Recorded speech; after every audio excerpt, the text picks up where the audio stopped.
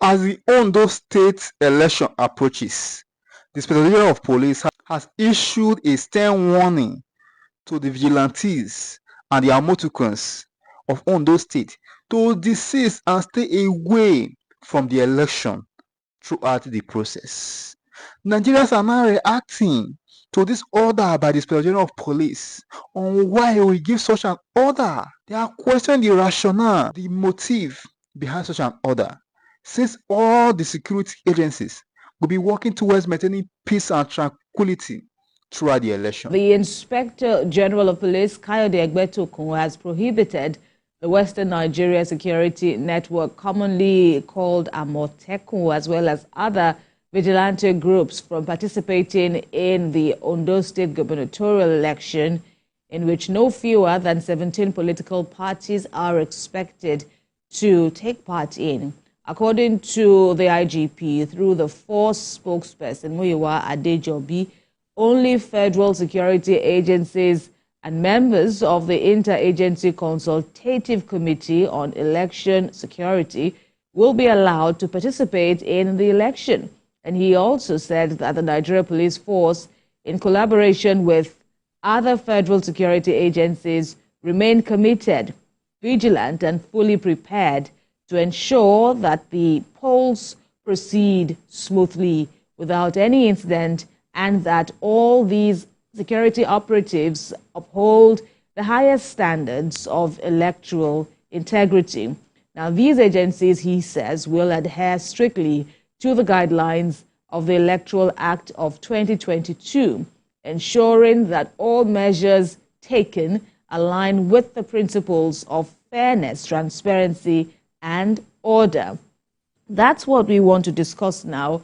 We bring in via Zoom from Ondo State, Nelson Ekujumi is the Executive Director of the Center for Social and Economic Rights. We'll also be having Ayodele Ozubako. Gentlemen, welcome to the program. Let's begin with Mr. Nelson Ekujumi. Right, what do you make of this move by the IGP to ensure that security agencies are not biased? That appears to be the rationale for him ordering that there will be no Amotekun corps on patrol during the election. Well, good morning. Thank you for having me. Good morning to Nigerians. The ban by the Inspector General of Police is in tandem with past precedents. If you remember, the recently concluded Edo State gubernatorial election on September 21st, you recollect that the IGP also banned a vigilante group being run by the Edo State government from participating in the election, and the reasons are not far-fetched. Before any election, there are lots of activities that go on, even including inter-security agencies meeting with the Independent Electoral Commission to ensure transparency and credibility of the process. And all those measures must have been, put in place to ensure that the integrity of the election is not in any way tainted. And we must not run away from the fact that we live in a climate where our political class are very, very, interesting lot of people.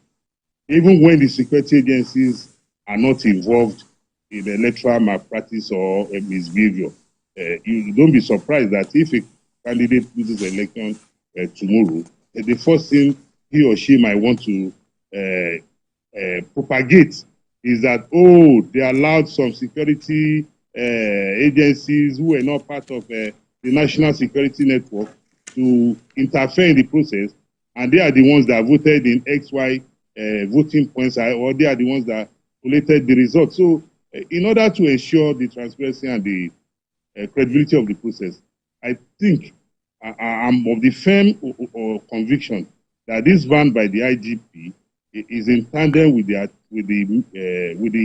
mantra of ensuring that the credibility and the transparency of the election is not in any way compromised. And the extent to which this is relevant is one that is still being questioned.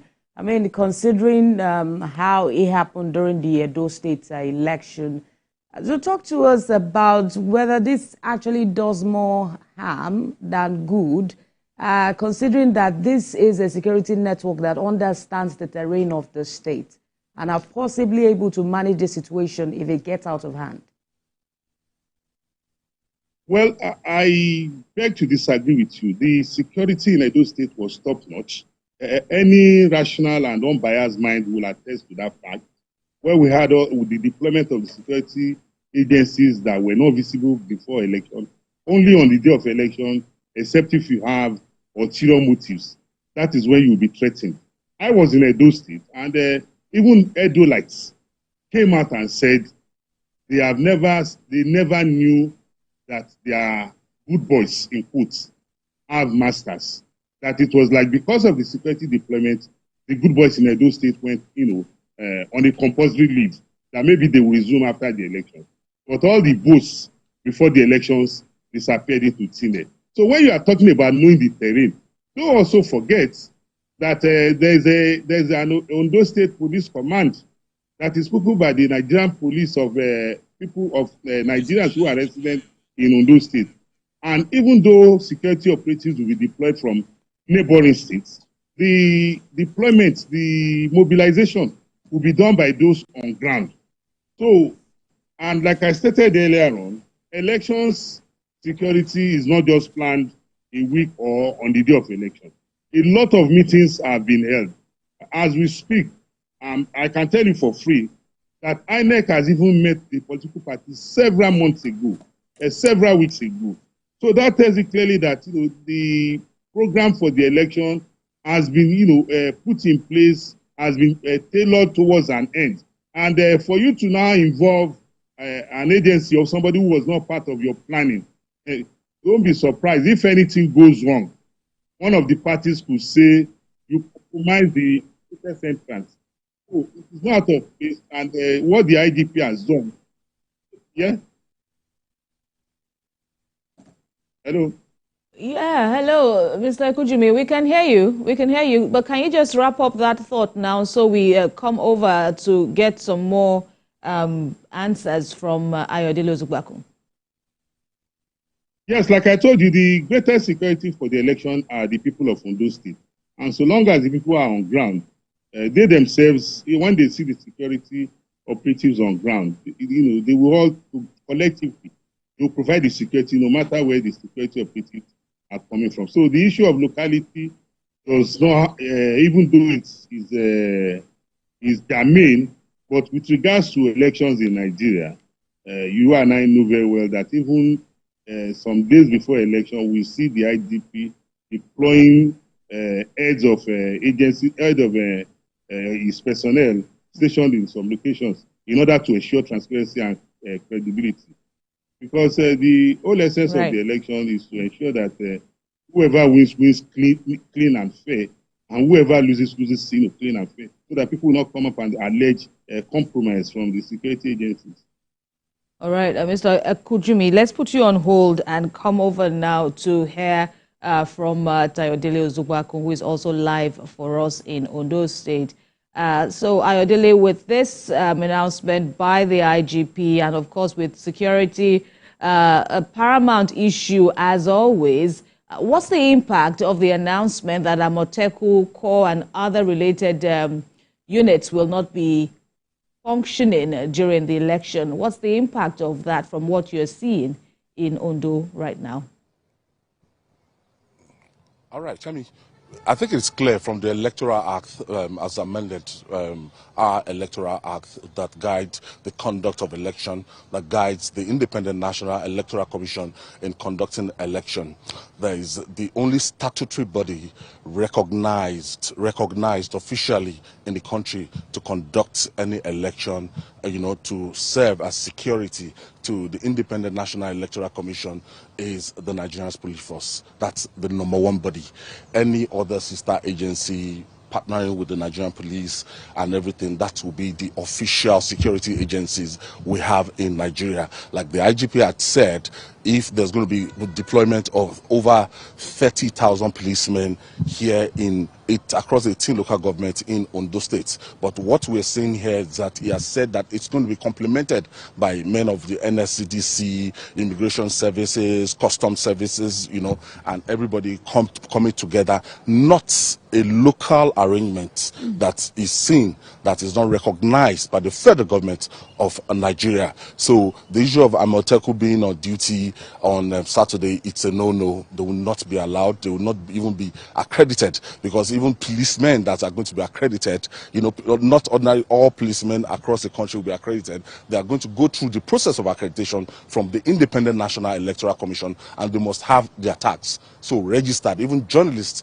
that will be participating in this election, INEC has given a breakdown of the figure of the number of journalists that they expect to cover, the number of TV stations, radio stations, and everything. So it's a given that Amotekun would not play any role during Saturday's exercise. And Ondo State is very, very funny. And when it comes to the off-cycle election that started in 2016, that is one of the states that, 8 states in Nigeria that they don't conduct their governorship election as the general election. So the cycle was broken, and the former governor Olusegun Agagu and Rahman Olusegun Mimiko. And if you see, since the creation of the states, it's only Governor Mimiko that actually spent 2 times in office.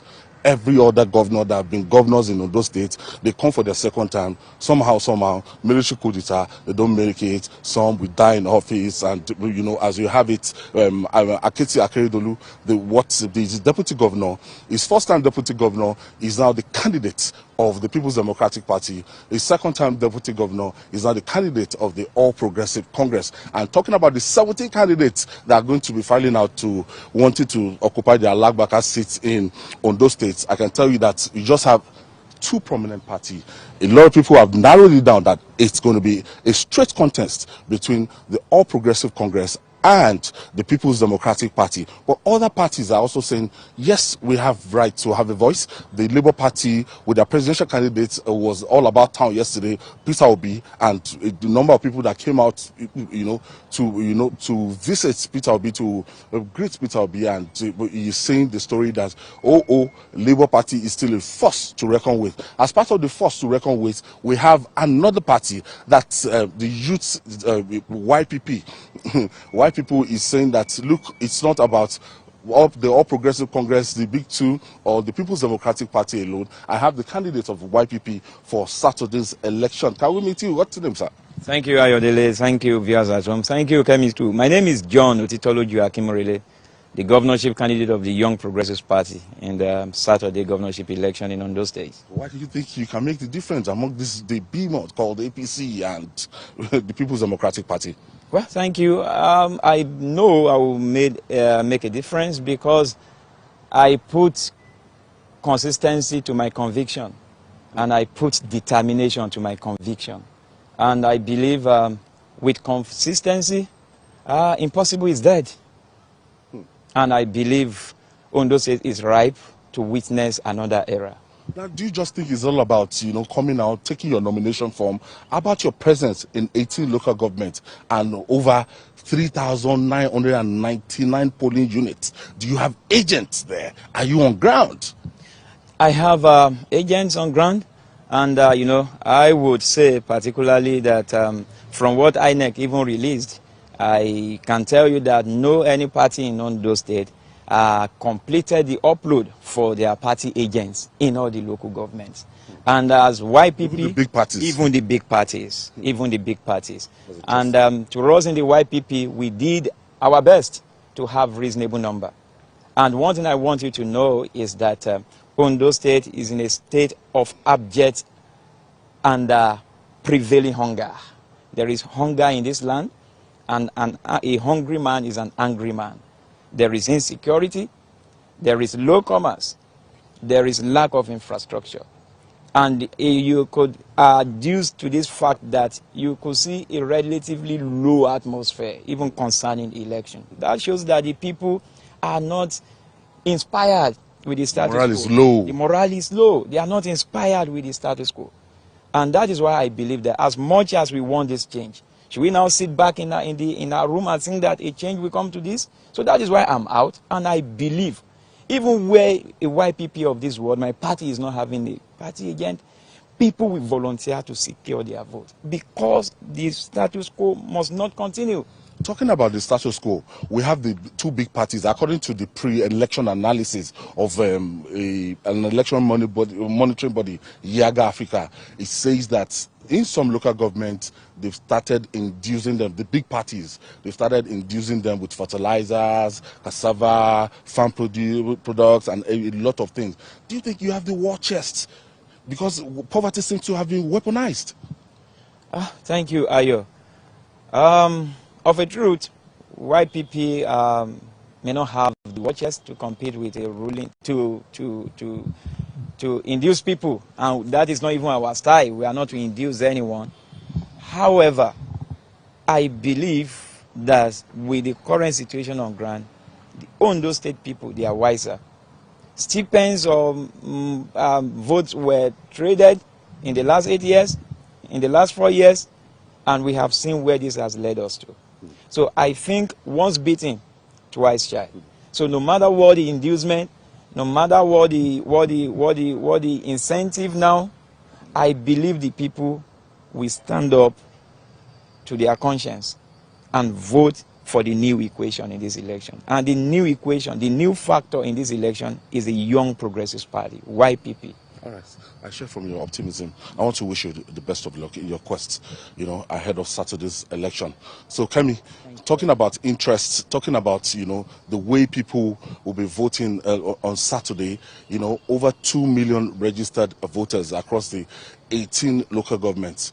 We've seen the kind of docility on the part of, when you look at the trajectory from 2011 till this time, that the registered voters and the number of turn-up, and we've seen that the candidates, when you juxtapose it with what happened in those states, the candidates and the gladiators, they are not as popular as what we had in those states. Here we have the two former deputy governors, but the political party seems to be the main symbol that with the structure on ground across the local government. So a lot of people are saying it's going to be down to the wire between the All Progressive Congress and the People's Democratic Party.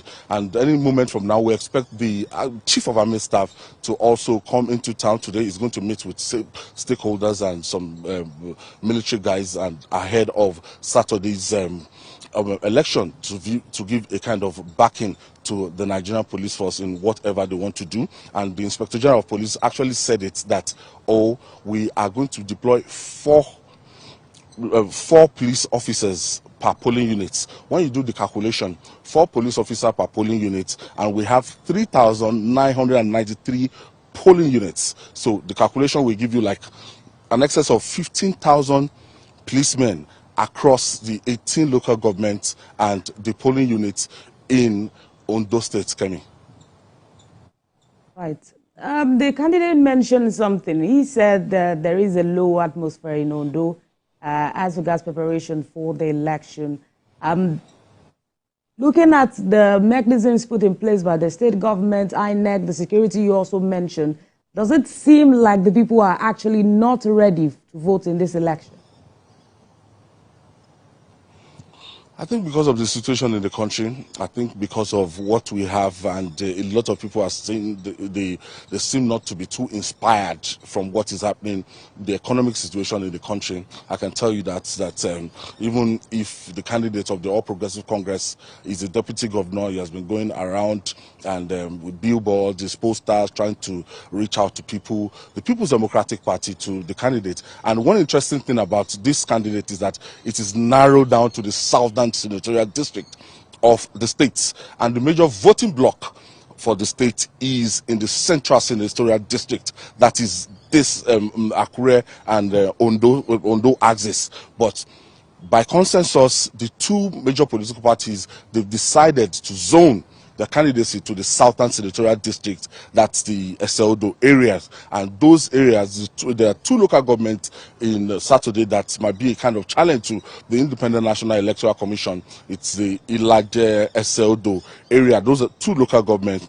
Those 2 local governments, they will need to deploy speedboats, they will need to deploy a lot of things to be able to access the very, very clumsy terrain in Ondo State. That will cost a lot of logistics and everything. But on Saturday, we're going to see how the Independent National Electoral Commission, how they intend to overcome this logistics problem, because they will need to deploy several speedboats. They will need to deploy the voting materials that are expected tomorrow.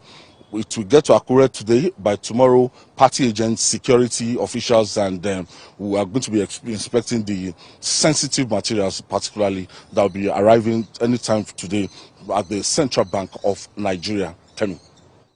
All right, indeed, it's a very you're in the peak moment over there. But let's quickly flip over now to Mr. Nelson Kujumi, who is also bringing us key insights at this time. So, to what extent do you agree with Yega Africa's report now talking about what it calls some form of inducement on the part of a key political party inducing voters with fertilizers, maize, rice, and all? How does this correspond with what you are seeing as an election observer? Well, please, quickly, let me correct one impression I heard from one of you in the studio, that Amotekun will not be allowed to carry out their responsibilities on election day. Absolutely not. Amotekun is a regional or a state security outfit, and they have their modus of operandi. And I'm sure when it was being set up, covering or providing security for elections was not part of their duty. So on that day, they will be at their various duty posts, because, like we said, security is a 24/7 activity. Right. Security agencies do not sleep even for a second. So Amotekun will be at work, but they are not accredited to participate in this during the election. Like Ayo. Yes, during the election, because every person or every group that is participating in this election will be accredited by INEC. That is what the law says. Even not all the policemen in Ondo State. It's not every policeman you see that will be participating. Those that will be participating will be given, an identity, maybe a badge. You see, media will be given accreditation. They have, accreditation badges or tags. So if you are not accredited and you are participating, then you are on an illegal activity. That be the case. So quickly to your question about vote buying. Well, I don't know where Yaga got his information from. Yaga is an organization like so many other organizations that have been accredited to observe these elections. One should expect people to ask Yaga to provide evidence of those statements. So, because we all know for free that as we speak today, governments at various levels, individuals, groups, are doing all they can to complement, ameliorating the human condition. So if somebody in my locality gives out, looking at the situation of the country and said, okay, people in this locality, let me share maybe a bag of rice or 1 cup of gari, I don't know how that will translate to vote buying on an election that is still days away. Because you and I know for free that, like we always say, every election is local. You talk about the political firmament. The firmament in Ondo State, from time immemorial, has been that the governors has been zoned to the various geopolitical zone within the state. And in the last dispensation, it was zoned to the north. That is why late Governor Olurotimi Akeredolu served 2 terms. You remember in 2020, when Eyitayo Jegede from Ondo Central, was in the race against Akeredolu during his first term, during his second term. Even people in Ondo Central said, no, you can't run. Olusegun Mimiko from the Central has just done 2 terms. Allow the North to have its own turn. After the North is going to South. And that is why you see that the major political parties have their candidates coming from the southern part of the state. So it's not about the people, some persons assuming that I'm credible. It's about what is the political firmament in the state tilting towards. You talk about Edo just some months ago. That was the same situation, that we saw at play. That is the local, developments in our politics. And if you want to wish that away, well, good luck to you. But our people, like we say, have their own local intelligence, and they will do the appropriate thing on the day of the election. So, talking about the allegations by Yaga, I don't have any fact to corroborate that. All I see is that come Saturday, the people will be going there to vote. If anybody has evidence of people who are buying vote, I think they know that vote buying is a criminal offense under our electoral law. Then they should avail the security agencies and let us take it further from there. All right, so let's quickly go back to our senior political correspondent, Ayo. Ayo, talk to us about how INEC is collaborating with other stakeholders in the state and also the media, the civil society groups, and possibly political parties to ensure a level of transparency in this election. Yes, Kemi, from our guest, Nelson Nikojimi, I'd like to even reiterate the fact that it's stated clearly that any regional or any state body is just like what we call neighborhood watch in Lagos State, to participate in the governorship or presidential election in Lagos State. It's never going to happen. Amotekun, I say it again, I put everything on it.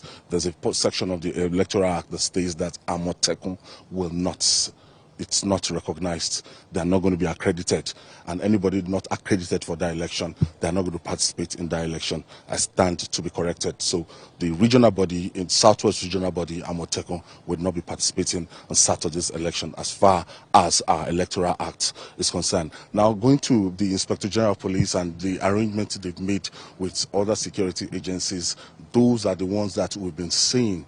Customs, immigration, NSCDC, even the Nigerian military. Now, there's also a part of our Electoral Act that says that no armed policeman can go close to the polling units. That means those ones that are going to be armed on Saturday, they're going to be some distance, some kilometers away from the polling unit. The four policemen that the IGP is talking per polling unit is talking about, those ones that are not going to be carrying, any arm. They are just going to be there to observe the process and to monitor security, to forestall the breakdown of law and order. If there's need to call on the people away from that area or any polling units, they are going to make a call to the next available section. That's where the security has been arranged, and the military, they collaborate with them in trying to mount the border, Ondo State, the border with Ekiti State, the border with Kogi State, in the northern senatorial districts, So they are going to be coming together to just make sure that security, that there's no breakdown of law and order, and everybody, they have their job, cut out for them for Saturday's election. That's what's going to be bringing the total tally to like 47,000 security men, talking in terms of the Nigerian police force, the NSCDC, Nigerian Immigration, Customs Department, even the Nigerian Prison Service. Some guys from the Nigerian Prison Service, they were deployed for this exercise, and we're going to have men from the Department of the State Security Services even on ground, all duly, recognized by the Independent National Electoral Commission. Kemi. Right.